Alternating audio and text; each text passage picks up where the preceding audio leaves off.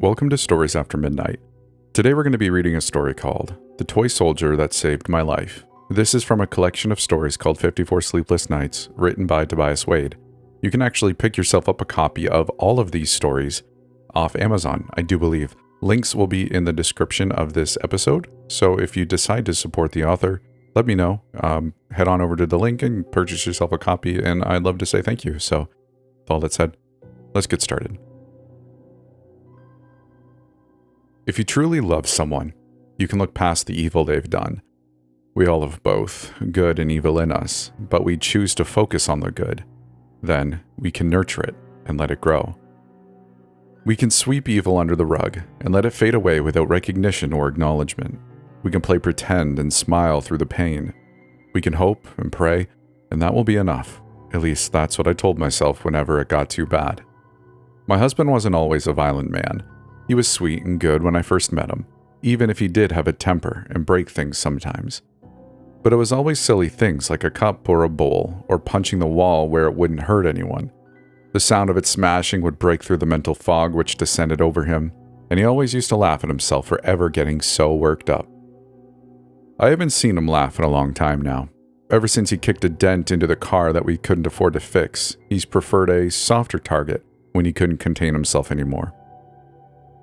I even thought that I was helping him when he'd lay his hands on me, grabbing my hair or pushing me around. I'd make a big show of falling, hoping that he'd see how strong and in charge he was, and that would make him feel better somehow. But my husband never got better on his own, and I didn't know how to help him. But he took care of me and my son, and if this is what I had to endure for him to make a good life for us, then I wouldn't flinch or let him down. I thought I could be strong enough for the whole family, and that he would see the resolve behind my quiet suffering, and that would give him strength too. But whatever I decided I could put up with, I could never wish the same for my little boy, Wallace. I didn't believe it the first time my husband hit Wallace. The boy kept tugging and pulling at my husband, trying to get his attention while he worked on his laptop. I told myself it was only an accident when my husband turned so sharply that his elbow connected with Wallace's temple, and the little boy ran howling from the room. But I couldn't keep lying to myself when my husband yelled after him, "Next time you'll leave me alone when I'm working." I thought I was strong, but as I stood trembling, unable to confront my husband about what he'd done, I knew that I'd be lying to myself about that too. I ran after Wallace without a word, comforting him and praying over him as he cried. Hands clasped together until they were white and shaking, I whispered frantic words of prayer that God would do what I could not and set my husband upon a more righteous path. "Don't pray to God, he's not here," Wallace sniffled through the tears. I pressed his face against my chest, as much to stop him speaking such evil words as to calm him, but he wriggled free to run across the room and grab a toy soldier from his bed. It was a model of one of those straight British redcoats with impeccable posture, a straight line all the way from its shiny black boots to its tall black hat. "Here," Wallace said, shoving the toy soldier in my face. "Pray to him instead. He's here and he can keep us safe."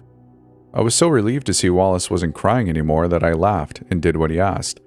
Then, as serious as can be, I knelt before the toy soldier and I repeated my prayers, hoping for the good in my husband to grow while the evil was destroyed, to be forgiven and forgotten forevermore. As much as I hate to admit it, I think Wallace was right about God not being in this house. The only thing my husband learned from that encounter was that the more we believed he would truly hurt us, the more we respected him and gave him what he wanted. "Pick up your damn toys, Wallace," he'd shout, swearing as he stepped on one of the soldiers in the hallway. Wallace used to giggle and laugh and keep playing, but all my husband had to do was raise his hand now for the boy to jump to action like a soldier before the drill sergeant. "In the kitchen? You play with those on the floor. Keep your filthy things out of the kitchen," my husband yelled when he found the toy soldiers lined up on the counter. I took the blame whenever I could, telling him that Wallace couldn't even reach the counter. I told my husband that I had put them there to wash them and forgot about them, so he threw one of them at me instead. The soldiers were made of metal and I could feel the cut on my face starting to bleed as I glared at my husband. I wanted him to see the blood and feel sorry for what he'd done, but he only said, "Tell your son I'm breaking them with a hammer next time I find one outside his room." Your son. Those words cut me deeper than anything he could have done to me. Wallace was his son too, but day by day my husband seemed to wish he wasn't. I sat down with Wallace and begged him to be more careful with his things. The little boy looked me in the eye and listened solemnly, and I thought he understood until he said, "The soldiers need to patrol if they're going to guard the house." I begged Wallace to keep them in his room, but I could tell it was only upsetting him. "It's not my fault," Wallace whined. "Why do I keep getting blamed for what the soldiers do?" I was angry at Wallace for not cooperating. I took all the soldiers away from him and locked them in a cabinet, telling him he could only have them back when he took responsibility for his things. And Wallace screamed and cried, but I was afraid of what my husband would do if he caught them out again. "Please, Mom, they've got to keep us safe," Wallace begged, but I didn't give in. I had the key to the cabinet in the top drawer of my dresser. I knew Wallace didn't know where it was and couldn't get to it even if he did. I don't know how the toy soldiers were lined up at the end of our bed when I woke up, all 6 of them standing to attention, apparently guarding me while I slept. My husband was still sleeping beside me as I quietly got out of bed. I thought I could put them away before he woke up so he'd never know. My hands were shaking when I picked them up though, and I managed to knock one of them over to clunk against the bed as if it fell. I stood frozen as my husband shifted, not daring to move or collect the rest of the soldiers until I was sure he was asleep. "Wallace put them there, didn't he?" My husband grunted from the bed. "I put them there," I said automatically. "I wanted them to keep us safe." It was the only thing I could think of, and I knew how stupid it sounded the moment I said it. "You're lying," he shouted. "Stubbornness, lies, disobedience. What will it take for you and your son to respect me?" My husband leapt out of bed, intent on waking Wallace up and demanding him to confess what he'd done.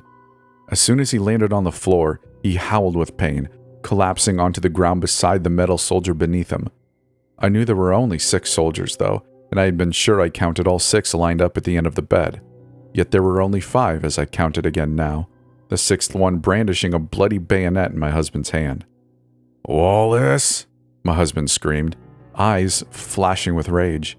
"He didn't do it," I swore, running to the door to block him leaving. "Then you did this to me."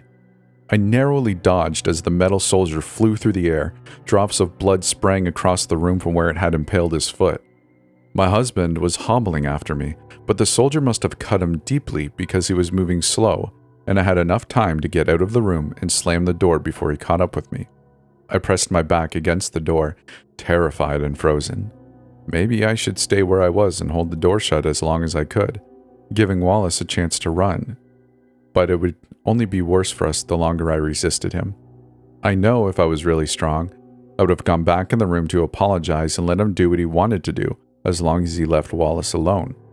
But as the door rattled behind me, I was too weak, too afraid to face him.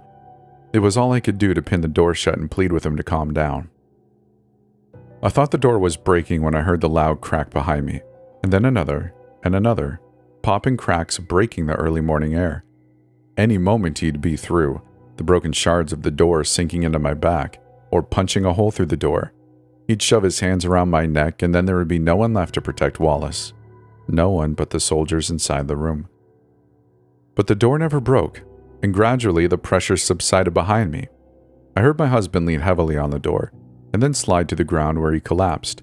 I listened to the silence and my beating heart for a long while, unable to open the door and see what had happened. I stayed there until I heard Wallace come out of his room and say, "It's okay, Mom. They won't let him hurt us." I found my husband lying on the ground when I opened the door. There was a lot of blood from his foot, but even more flowing freely from his back, where a dozen small holes ripped through his t-shirt.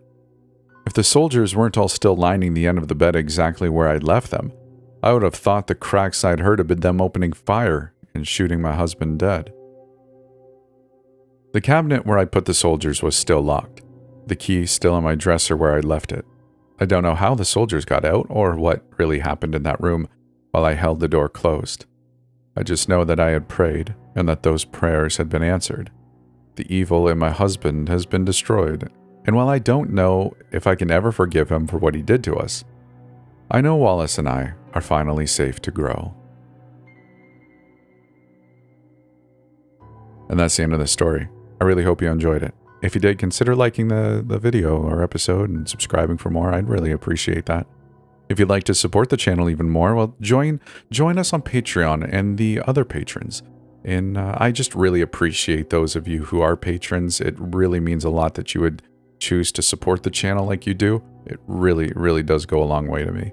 And I even equally as much, I do appreciate you for listening and all of the things that you all do that matter, like liking and commenting and stuff like that and helping spread the channel. If you'd like to, come join us on Discord.